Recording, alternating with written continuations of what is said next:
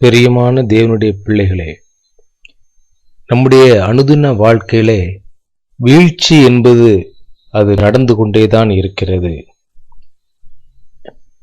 ஏதாவது ஒரு துறையிலே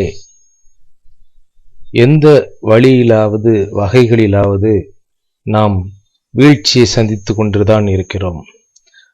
உலகத்திலே மனிதர்கள் வீழ்ந்து விட்டார்கள் என்று சொல்லுகிற போது அவர்கள் ஒரு விளையாட்டு வீரனை சொல்கிறார்கள், அல்லது பொருளாதாரத்திலே சிறந்து செழிப்பாக இருந்த அந்த மனிதன் அதிலே அவன் வீழ்ந்து விட்டான், அவனுடைய செயற்கையினால் அவன் வீழ்ந்து விட்டான், அல்லது ஏமாற்றப்பட்டு அவன் வீழ்ச்சி அடைந்தான்.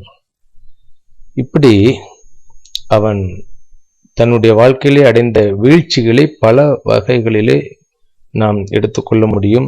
நம்முடைய வாழ்க்கையிலே அதை சந்தித்திருக்கிறோம், பிறர் சந்திக்க நாம் அறிந்திருக்கிறோம். இந்த விவிலியத்திலே சொல்லப்படுகிற ஒரு வீழ்ச்சி மிகவும் முக்கியமானது. வீழ்ச்சி நடந்தால் என்ன செய்ய வேண்டும் என்பதும் மிகவும் முக்கியமானது.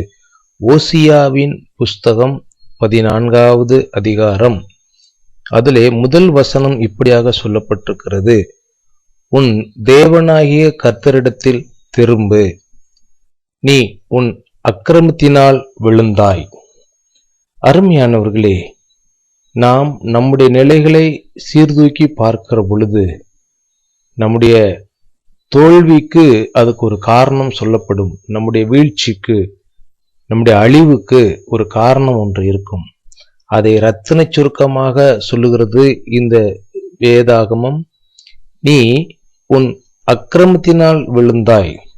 இந்த அக்கிரமத்தினால் விழுந்தோம் என்பதை நாம் மனதார அதை உணர்ந்து அதை ஏற்றுக்கொண்டு அந்த நிலைக்கு நாம் வருகிற பொழுது நமக்கு ஒரு பெரிய மீட்பு, ஒரு பெரிய மறுவாழ்வு இருக்கிறது.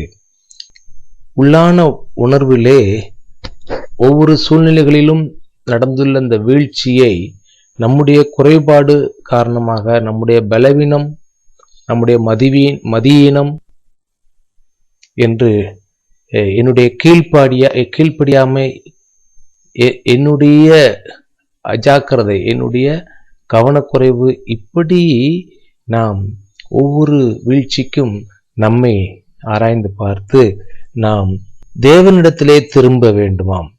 அப்படி நாம் திரும்பும் பட்சத்திலே, உண்மைகளை உணர்ந்து அவரிடத்திலே வரும் பட்சத்திலே அங்கே மீட்பு இருக்கிறது.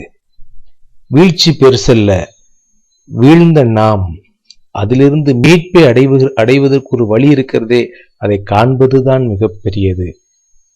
வீழ்ச்சியே நினைத்து கொண்டு தூங்கிக் கொண்டிருக்க வேண்டாம். அருமையான சகோதரனே, சகோதரியே, எழுந்திரு. இன்றைய தேவனிடம் திரும்பி அதற்கு ஒரு விடையை கண்டுபிடித்துக்கொள்.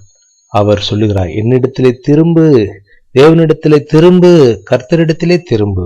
நாம் அப்படி திரும்புவோம், புதிய மார்க்கத்தை, புது பலனை, புது வாழ்வை பெறுவோம்.